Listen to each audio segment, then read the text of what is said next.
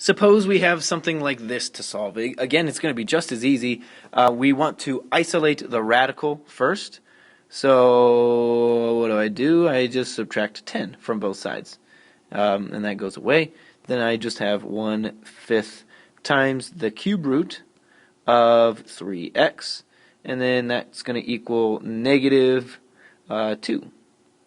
And then, well, I want to get rid of this fraction, so I'll multiply by the reciprocal, which in this case will just be 5 over 1, or just 5. So I'll do that there, and then also multiply this side by 5. So that goes away. The 1 I don't have to write anymore, because 1 times anything won't change anything. So then we have the cube root of 3x equals negative 10, because, well, negative 2 times 5 is negative 10. And then I can cube both sides. Okay, because I want to get rid of the cube root. So I've isolated the radical just now, and I want to get rid of the radical by cubing both sides, because the cube and the cube root are inverses of each other. So that makes that go away, and then I'm just left with 3x equals, well, negative 10 times negative 10 times negative 10. That's just negative 1000, negative 1000. And then I want to finish this up by getting x by itself, divide by 3.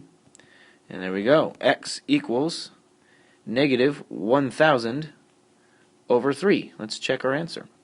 If I plugged in, for x, if I plugged in a negative 1000 over 3, well, the 3's would cancel out. So I just get negative 1000 underneath this. But that's okay. I can have a negative under an odd root, because that works out. There are negatives that can come out of that. So the cube root of negative 1000 is just negative 10. Negative 10 times 1/5, that's the same thing as negative 10 divided by 5, which is negative 2. And negative 2 plus 10 is 8, and that's what we wanted. And there you go. That's the answer. Let me box it in. That's okay. Goodbye.